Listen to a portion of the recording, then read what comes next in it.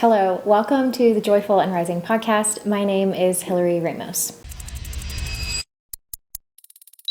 A lot of times on this podcast, we'll have more conversational type episodes, but I also want to take the time to read some of my blog posts that I have on Substack, partly because my husband begged me to, and partly because I feel like it's special to have a voice reading my work that's my own. So the post that we're going to read this week is titled, "What I Didn't Want to Hear When I Was Grieving."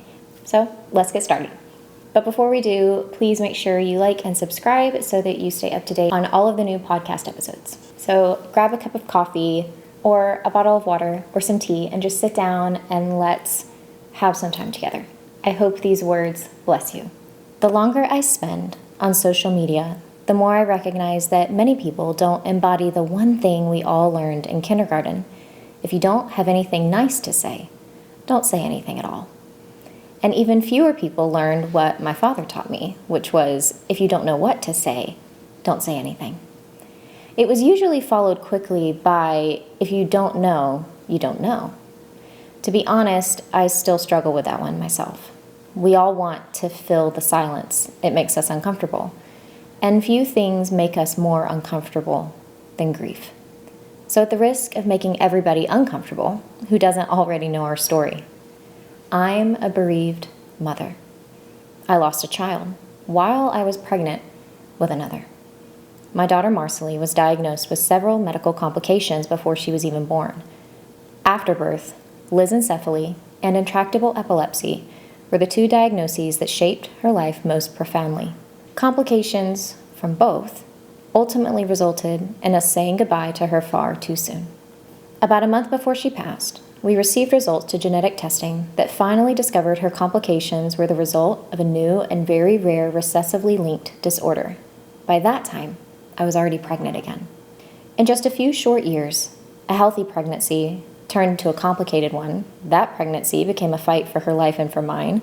I gave birth to Marcelly, and for the next 22 months, we lived between the hospital and home, doing our very best to find joy between the alarms, seizures, and scares.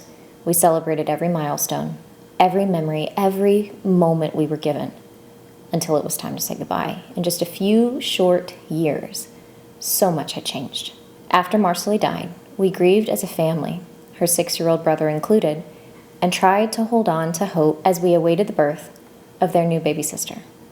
That's a lot, and most people don't know what to say when they first hear our story. We get it. But there are some things worth talking about. Over the years, there were words spoken to us that didn't exactly help. They were meant to comfort, and with time, I've come to see that intention does matter, but impact matters too.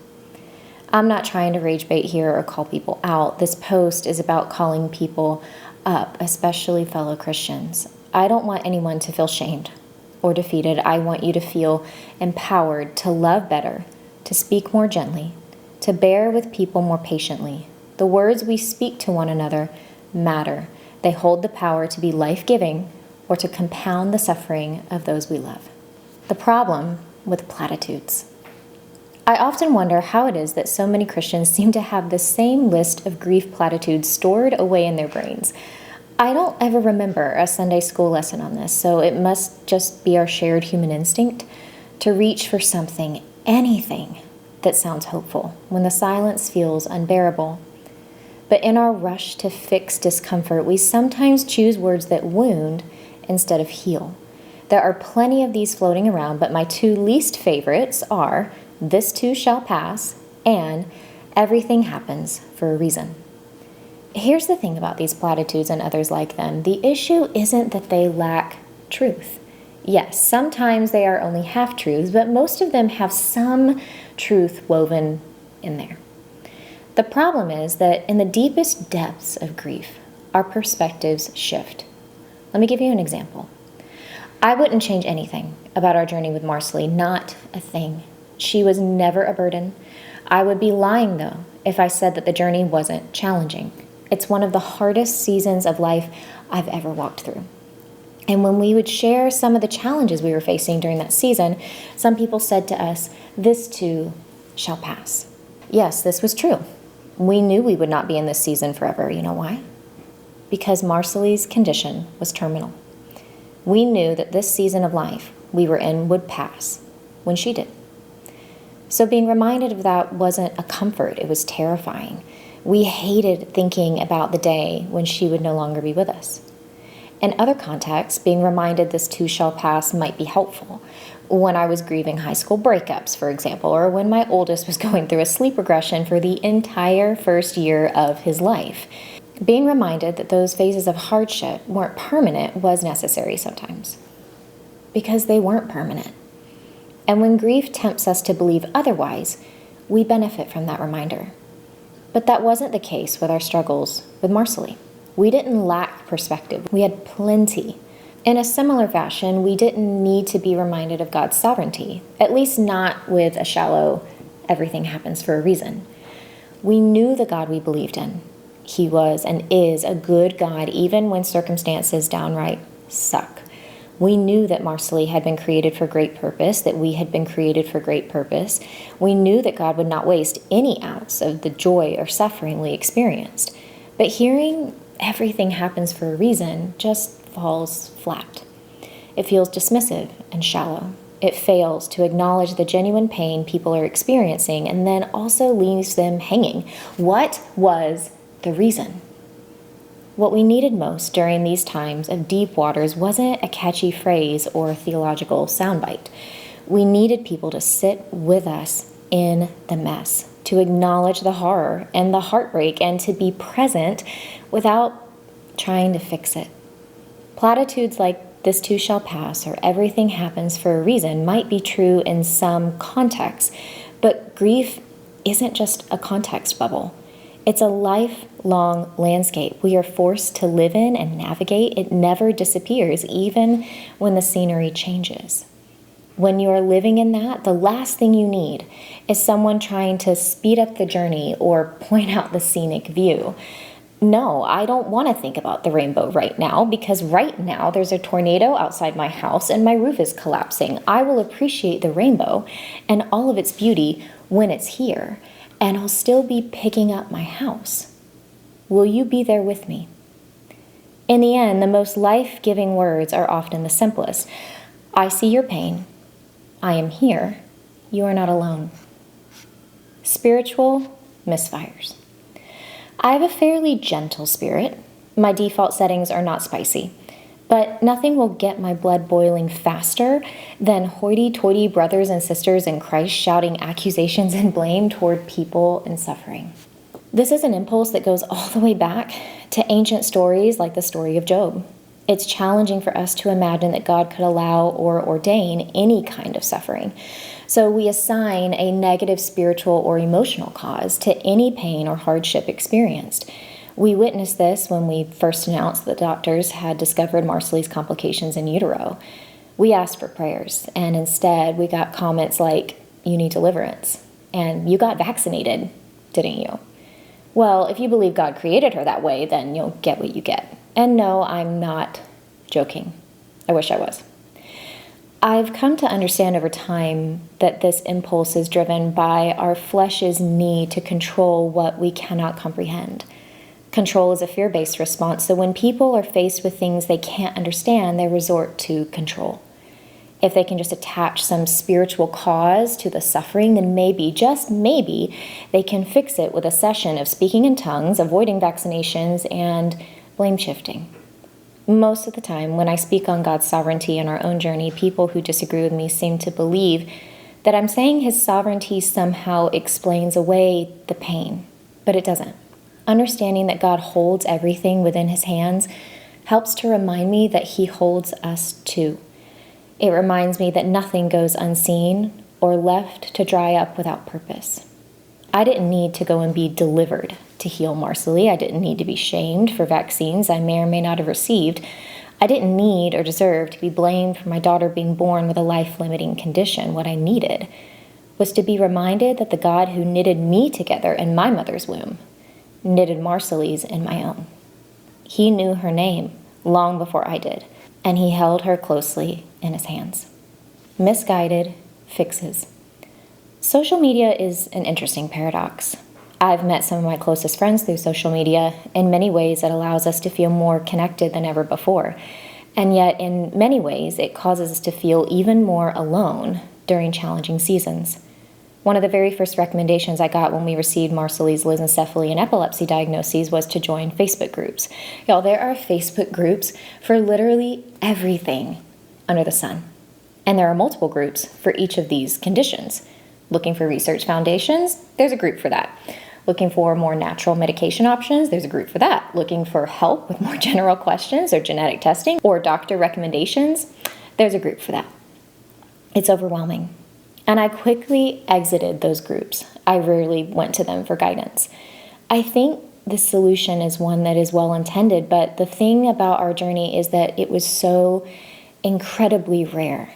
It was so different. Her specific type of epilepsy and lissencephaly were not what most people experienced. Later, we realized that this was because of the underlying genetic condition that caused both of those complications, but even trying to connect with other people who had children with her specific disorder was nearly impossible.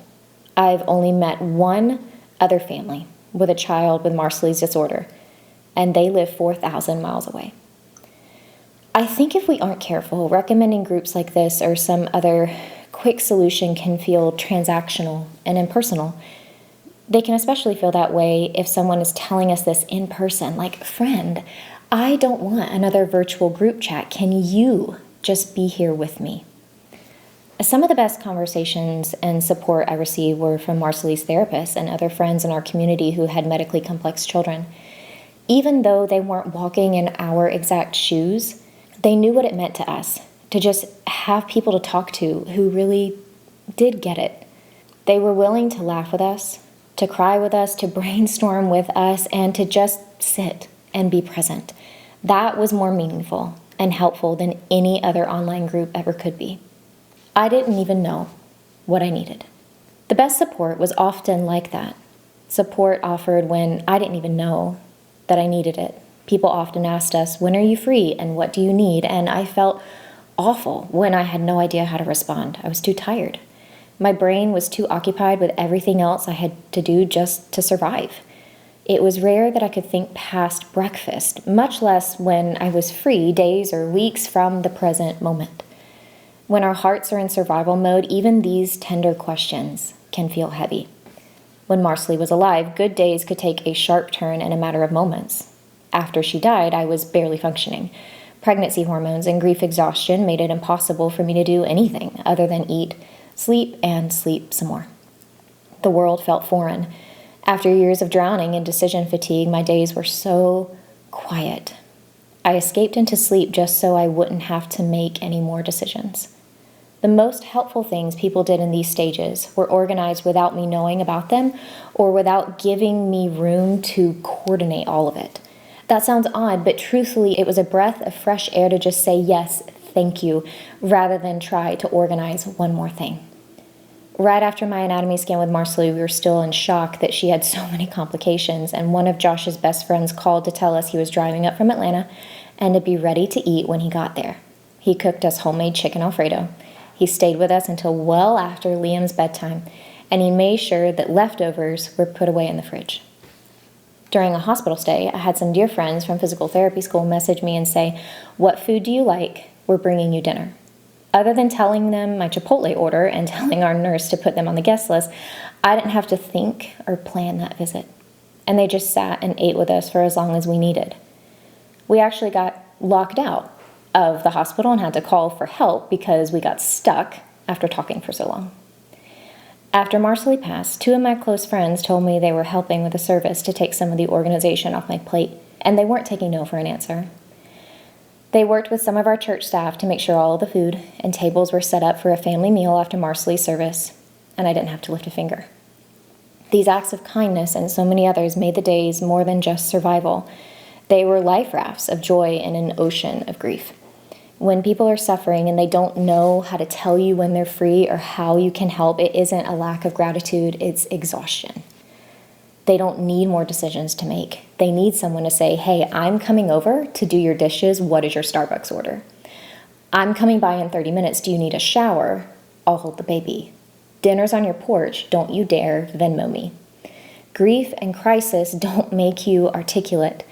They make you small and quiet. People who are suffering don't need someone to ask what they need. They need someone to see them. They need to be seen and to have someone willing to see what's missing and fill in the gap.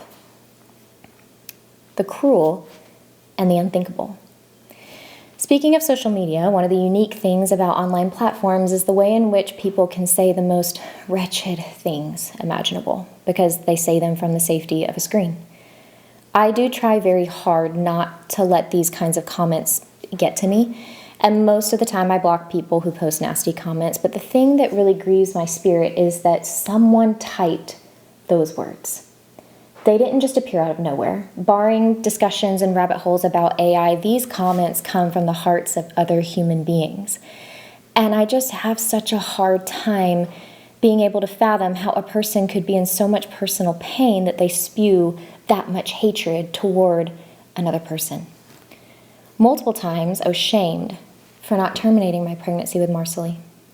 Multiple times people called me selfish for choosing to give her life to fight for her. People even shamed me for getting pregnant again, and then some proceeded to ask if Brielle was a replacement baby, as if Marcelly could be replaced. These comments demonstrate to me just how little regard people have for the sanctity of life, and that breaks my soul. Every other uncomfortable thing I've mentioned here that people have said is just that. It's uncomfortable. It makes me squirm and sometimes makes me frustrated or even righteously angry, but these words make me grieve more deeply because of the darkness they reveal in the hearts of those around us. To them, my children are nothing. They are not seen as human beings, but as burdens and inconveniences.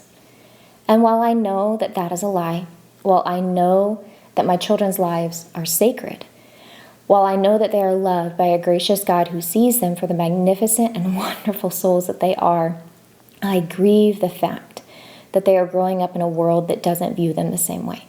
My only hope is found in the truth that God created them with great purpose. He entrusted me with them, and I pray daily that the good work I do will instill values within them that will enable them to change the reality of that darkness. The heart of it all. Grief has a way of exposing us. Those of us who have walked through periods of deep grief are very familiar with the way that it exposes the most vulnerable parts of ourselves. But grief also exposes things about those observing our grief from the outside. It exposes what we misunderstand about God, the cracks in our theology, and what we misunderstand about each other. No sentence ever saved a soul from sorrow, but the presence of the Holy Spirit has. And that's a challenging thing for us to remember much of the time. We cannot replace the power of God's presence with formulas and quick fixes. When the Word became flesh and dwelt among us, He didn't offer platitudes, He offered Himself. People don't need better answers. They don't need pretty words.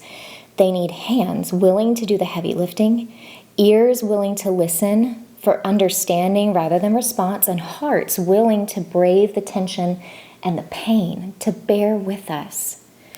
It is not our job to explain the suffering away. When we show up in love and humility and in presence, we become living reminders of the gospel we claim to believe, that God entered our sorrow, bore our pain, and remains with us still. Love one another with brotherly affection. Outdo one another in showing honor. Do not be slothful in zeal. Be fervent in spirit. Serve the Lord. Rejoice in hope. Be patient in tribulation. Be constant in prayer. Contribute to the needs of the saints, and seek to show hospitality. Bless those who persecute you. Bless and do not curse them. Rejoice with those who rejoice. Weep with those who weep. Romans 12, 10 through 15. Thank you for joining me in this space today. Thank you for listening. If this was an episode that blessed you, please share it. Please leave a comment below. And like I said, like and subscribe to this channel so that you don't miss future episodes. These are the kinds of conversations that matter to me, and this is why this podcast exists. This post, like I said, is a post that I directly read from my blog on Substack. I will leave the link to that Substack below if you're interested in reading some of my other work. But that's all I've got for you guys today. Again, thank you so much for being here, and I'll see you next time.